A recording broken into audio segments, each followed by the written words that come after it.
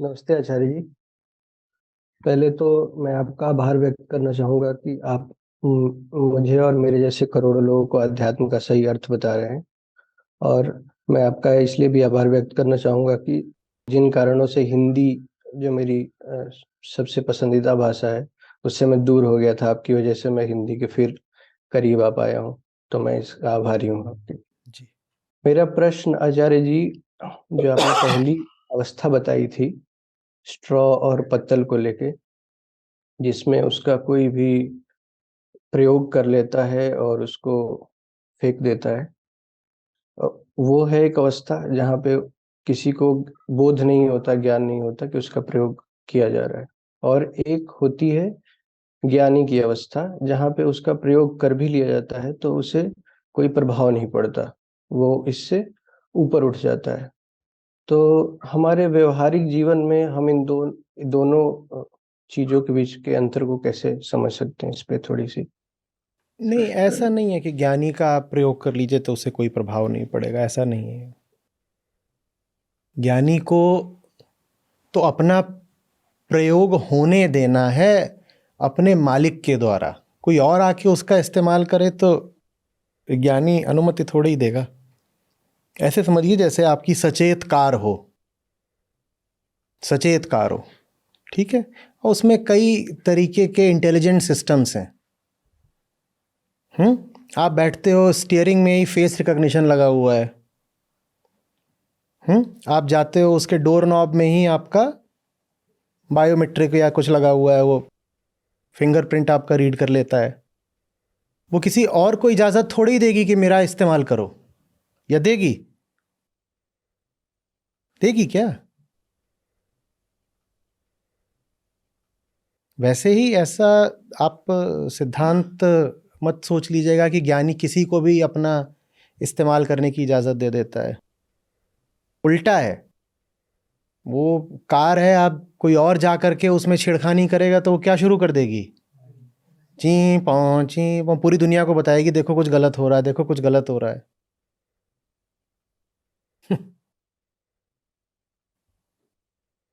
तो इस अवस्था को कहते हैं कि ज्ञानी को फ़र्क नहीं पड़ता है। वो अवस्था व्यावहारिक जीवन में कैसी होती है आचार्य जी, कि फ़र्क ही नहीं पड़ता है किसी अपने लिए फर्क नहीं पड़ता है, अपने लिए। क्योंकि अपने लिए कुछ उसका ऐसा बचा नहीं है कि छीने, तो आप छीन भी लो तो कुछ छिना नहीं ना। एक आदमी था, वो मस्त घूम रहा था, उसका बैंक अकाउंट हैक हो गया था। और ऐसे ही जैसे पहले घूमा करता था अभी भी घूम रहा था, बल्कि आज थोड़ा ज़्यादा ही वो मुस्कुरा रहा था। लोगों ने कहा तू पागल है क्या? तेरी फिशिंग हो गई, तेरा अकाउंट लुट गया, तुझे कोई फर्क नहीं पड़ रहा। तो समझिएगा कि उसने क्या बोला, क्या बोला? वहां कुछ था ही नहीं, तो इसलिए उसे फर्क नहीं पड़ता, क्योंकि उसका अपना ऐसा कुछ होता नहीं कि आप छीन लोगे तो वो बहुत दिक्कत में आ जाएगा।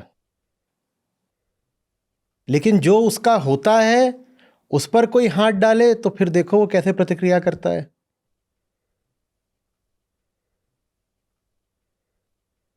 हम्म उसकी अपनी कोई किताब रखी है, वो लिख रहा था या कुछ कर रहा था, कोई उसका अपना चीज था, आप उसको इधर उधर कर दीजिए, उसको बहुत फर्क नहीं पड़ेगा, चलो ठीक है। और वहीं पर वो पुस्तक रखी हो जिसको वो पढ़ा रहा है, उसको आप छू कर देखिए, गड़बड़ हो जाएगी। मतलब जैसे आपने कहा कि मालिक को अगर छुएगा, जैसे जैसे हमने समझा, अगर मालिक केंद्र की तरफ कोई जाएगा तो ज्ञानी फिर उसके प्रति रिएक्शन देगा। चलिए बहुत व्यवहारिक बात बता देता हूँ। एक ट्रस्टी है, ट्रस्टी है, उसका अपना कोई व्यक्तिगत बैंक अकाउंट भी होगा और ट्रस्ट का भी बैंक अकाउंट होगा। हाँ, उसके अपने व्यक्तिगत अकाउंट में क्या है वो लॉगिन करके 6 महीने में नहीं देखता एक बार, पर ट्रस्ट में कितना, उससे 1 रुपया ऊपर नीचे हो जाए तो गर्दन पकड़ लेगा। तो फर्क पड़ता भी है, नहीं भी पड़ता है। उसके व्यक्तिगत अकाउंट पे आप ऊपर नीचे कर लीजिए, उसे नहीं पता, वो देख भी नहीं रहा। कभी बैंक वाले कुछ ले गए चार्ज लगा के, कभी कुछ हो गया, वो देख ही नहीं रहा, कभी उसने लॉगिन ही नहीं करा, उसे पता ही नहीं क्या चल रहा है वहां पर। जहां व्यक्तिगत कोई बात होती है वहां उसे फर्क नहीं पड़ता, लेकिन जहां बात समष्टि की होती है, जहां बात परमार्थ की होती है, व्यापक हित की होती है, वहां वो कोई समझौता किसी हाल में नहीं करेगा। इतनी बार तो ये लोग गाते हैं, कितना तो गाते हैं। आप लोग उनसे थोड़े विस्तृत अर्थ निकाला करिए ना। किस श्लोक की बात कर रहा हूं कबीर साहब के? बस देखिए, आप लोग भाई स्क्रीन के पीछे हो। इससे पीछे मत रह जाओ ना, साथ चलिए। जैसे अब यहां बैठे लोग तुरंत बता गए, आपको भी बात याद होनी चाहिए थी। मर जाऊं मांगू नहीं अपने तन के काज। जहां मेरे स्वार्थ की बात है ठीक है, चलेगा, है नहीं है क्या होता है। परमार्थ के कारणे मोहे ना आवे लाज। तो ये दो अलग अलग आयाम हो जाते हैं, जो होने ही चाहिए अलग अलग आयाम। मेरा जो है उसमें मेरी मांग ही कितनी है कि मैं उसके लिए मांगने जाऊं, और मैं अपनी मांग बढ़ा दूं तो ये मरने जैसी बात हो गई। नहीं बढ़ाऊंगा अपनी मांग। मर जाऊं मांगू नहीं अपने तन के काज, वहां पे अपना सब कुछ भी चलता है। कुछ हो गया ठीक है, मिल गया अच्छी बात है, नहीं मिला चले। लेकिन जो परमार्थ का काम है वहां पे ढील ढाल बर्दाश्त नहीं होगी। वहां पे अगर भीख मांगनी पड़े, चाहे युद्ध लड़ना पड़े, जो स्थिति आएगी सब झेलेंगे। तो ये दो अलग अलग चीजें हैं।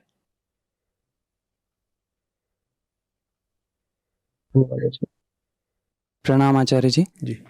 जो पहली स्थिति आपने बताई थी स्थूल शरीर की, जिसमें मूर्छा की स्थिति होती है, हम पकड़ नहीं पाते अपनी तकलीफ दर्द को, तो अगर हालत अभी वैसी हो तो जो श्लोक में जो क्रम है उसी क्रम से शुरुआत करनी चाहिए, या सीधे आत्मज्ञान और खुद को जानने से वहाँ से शुरुआत करनी चाहिए? चेतना ही आत्मज्ञान है। मूर्छा टूटने का मतलब ही होता है मैं का अनुभव होना। पड़े हो, डंडा बरस रहा है, वही उदाहरण ले लेते हैं। डंडा बरस रहा है, जैसे ही जरा सा भी होश में आने लगोगे, पहला शब्द मुंह से क्या निकलेगा? फिर क्या बोलोगे? कहाँ से लग रहा है डंडा? किसको? मुझे। हाँ, तो कहाँ से लग रहा है डंडा, उसमें भी क्या आ गया? मैं। हाँ, तो दर्द माने मैं अब खड़ा हो रहा है, मैं का जन्म हो रहा है। मैं का जब जन्म होता है ना, तो वैसे ही होता है प्रसव वेदना के साथ, जैसे बच्चे का जन्म होता है। और जीवन का कुछ ऐसा नियम है कि जब कोई संभावित रूप से चैतन्य इकाई मूर्छित पड़ी होती है,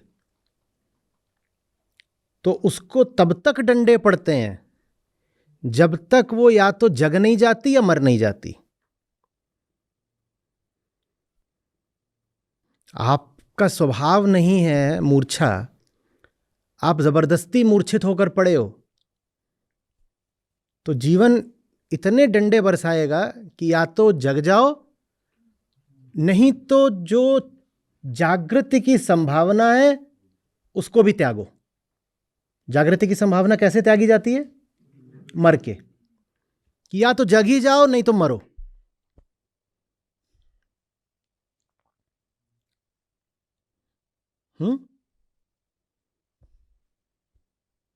जैसे कोई शराबी गाड़ी चला रहा हो और बिल्कुल होने वाली दुर्घटना किसी तरह से बचा। जब दुर्घटना से बचते हो ना, तो बहुत जोर से किकिया के ब्रेक्स की आवाज आती है और हॉर्न की आवाज आती है बहुत जोर से। ये सब होता है। थोड़ी बहुत अगर भिड़ गई है तो उसकी भी आवाज आती है। जीवन कहता है अब इसके बाद या तो तू जगेगा, और अगर अभी भी नहीं जगा तो अब अगली बार मरेगा ही। नशे से दो ही रास्ते फूटते हैं कि अब नशे से दुर्घटना हुई है, ये दुर्घटना या तो तुम्हें जगा दे, नहीं तो अगली वाली अब तुमको मार ही देगी। तो जो मूर्छित पड़ा है उसको जीवन डंडे मार रहा होगा, जो मूर्छित पड़ा है उसको जीवन डंडे ना मार रहा हो ये संभव नहीं है। अब इन डंडों का क्या करना है ये आपका चुनाव है, या तो जगो नहीं तो मरो। इसमें एक और चीज़ था आचार्य जी, जो जैसे आपने आत्मा के बारे में कहा था, तो अभी आपने कहा कि आत्मा अभी के लिए समझना है कि आत्मज्ञान ही आत्मा है। हाँ। तो बुद्धि को अगर प्रेम होना भी है और गुलाम बनना भी है तो आत्मज्ञान का ही है। पर आत्मा का वैसे जनरल आपने नकार में ही मतलब बताया है कि अगर बेचैनी नहीं है। आत्मज्ञान भी नकार है, आत्मज्ञान भी पूरी तरह नकार ही है, क्योंकि आपके पास अपने आप को लेकर के फर्जी ज्ञान तो बहुत सारा होता ही है ना। आपका नाम भूपेश है, मेरा नाम नरेश है, ये सब क्या है? फर्जी ज्ञान है। तो आत्मज्ञान माने ये थोड़ी होता कि मैं जान लूँ कि मैं अजर अमर आत्मा हूँ, ये थोड़ी आत्मज्ञान होता है। आत्मज्ञान भी बस नकारता है, ना मैं भूपेश हूँ, ना मैं नरेश हूँ, ना मैं नरेश का भाई हूँ, ना मैं भूपेश की बहन हूँ। आत्मज्ञान भी पूरा नकार के रास्ते पर ही चलता है।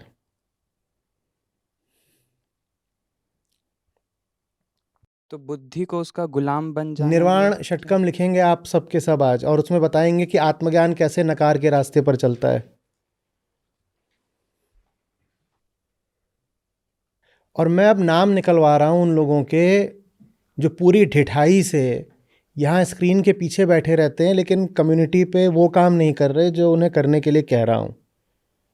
और मैं बहुत ढीठ हूँ आपसे ज़्यादा, नाम भी निकलवा लूँगा। और जब मैं वो कर रहा हूँ जो मुझे करना चाहिए, तो आप वो क्यों नहीं कर रहे जो आपको करना चाहिए? फिर हमारा आपका कैसे चलेगा? अब मैं कहूँ कि खोजो, समझो, पढ़ो, लिखो, आप वो करो नहीं, तो अब अगले सत्र में जो मैं आपको समझाना चाहता हूँ आप कैसे समझोगे फिर? ये यहाँ कुछ ऐसा नहीं है कि बस हल्का काम चल रहा है, यहाँ वो काम चल रहा है जो आपके साथ बहुत पहले हो जाना चाहिए था। आपकी ज़िंदगी में जिस चीज़ की बड़ी भारी कमी रही है उसकी क्षतिपूर्ति चल रही है यहाँ पे, आप इसको हल्के में ले रहे हो।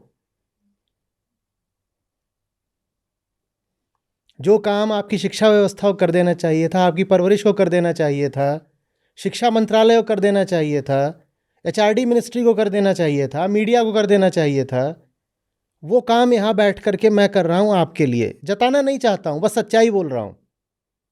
और वो काम मैं पूरी मेहनत के साथ करना चाहता हूँ, बस आप बाधा तो मत बनो। कम से कम आपसे कुछ अतिरिक्त नहीं मांग रहा हूँ। जैसे स्कूल में कॉलेज में साधारण होमवर्क दिया जाता है वैसे आपको देता हूँ, उससे कन्नी मत काटा करो।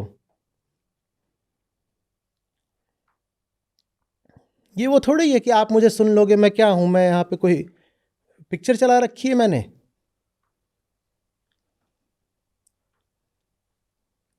मनोरंजन का काम थोड़ी चल रहा है कि बस ऐसे स्क्रीन पे देखते रहोगे तो लाभ हो जाएगा। कि आपकी जिंदगी को पहले बचाने और फिर बनाने का काम चल रहा है।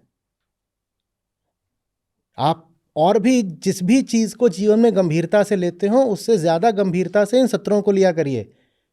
इस समय आपके जीवन में इससे ज्यादा महत्व का कुछ भी नहीं है।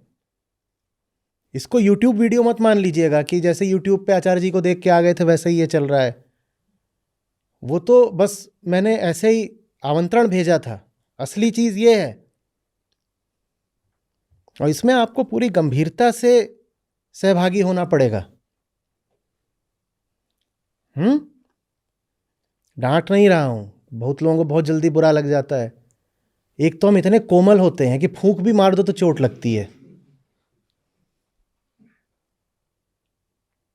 कहिए। तो इसमें आचार्य जी बुद्धि का आत्मा का गुलाम होना, इसका क्या व्यवहारिक क्या मतलब है, ये समझ इसका नहीं आ पा मतलब रहा ये हुआ कि आत्मज्ञान ने जो चीज बता दी कि तुम नहीं हो, अब बुद्धि उसके अनुसार इधर उधर खोजने न निकल पड़े। उदाहरण के लिए तुम मानते थे मैं मक्खी हूं, मैं क्या हूं?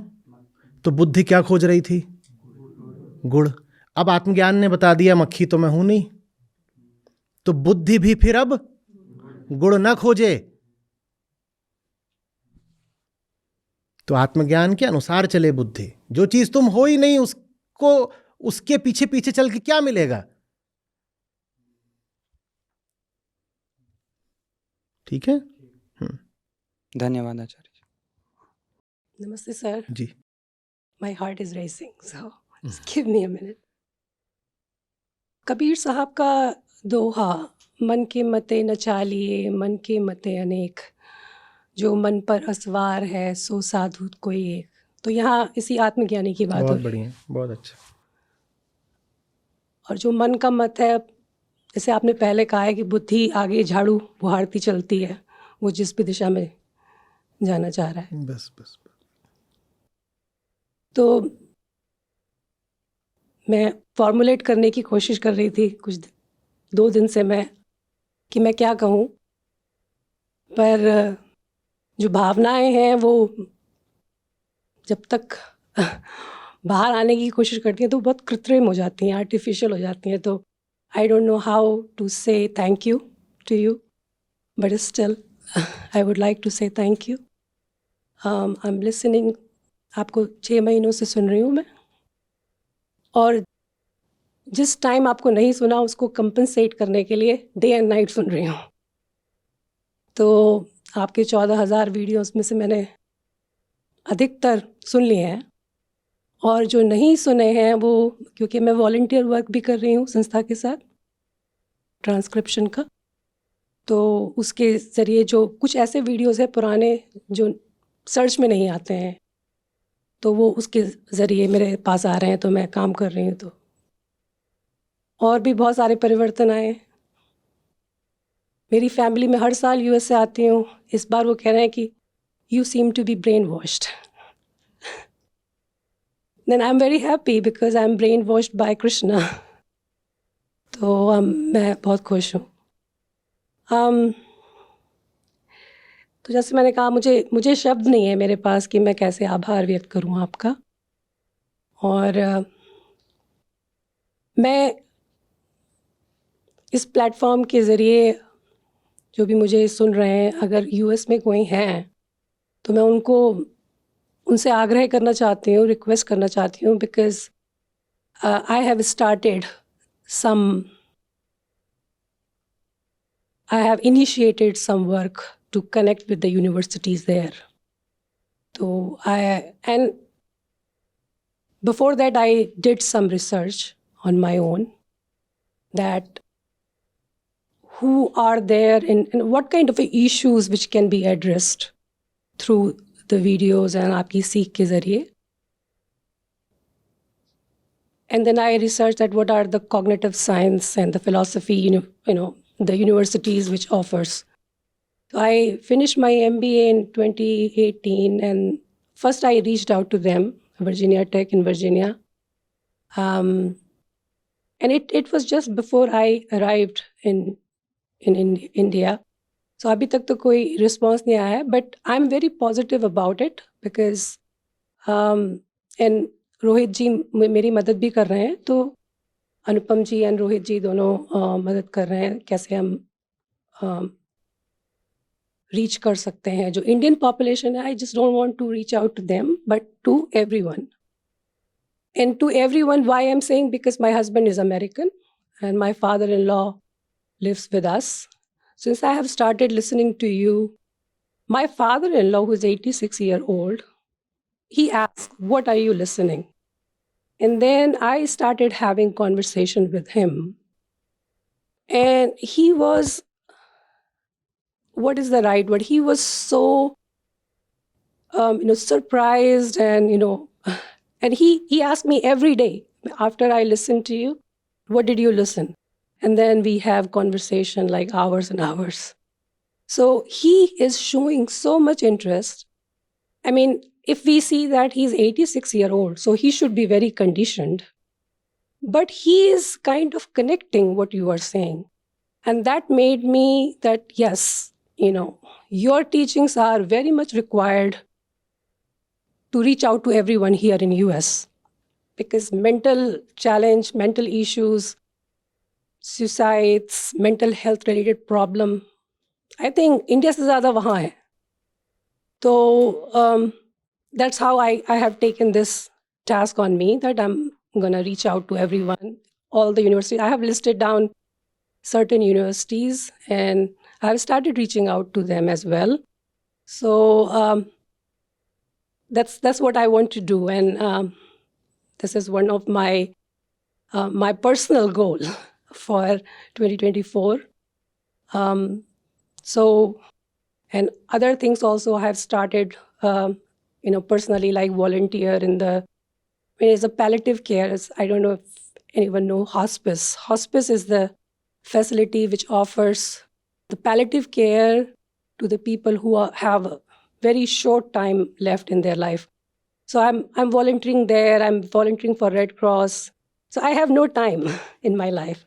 And that's what I think, is making me very happy, very content. I don't know, I had a lot of problems before I listening to you.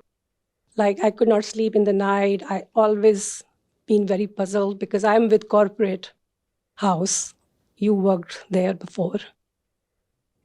And I mean, all I had to think about is that how to increase the margin, profit margin.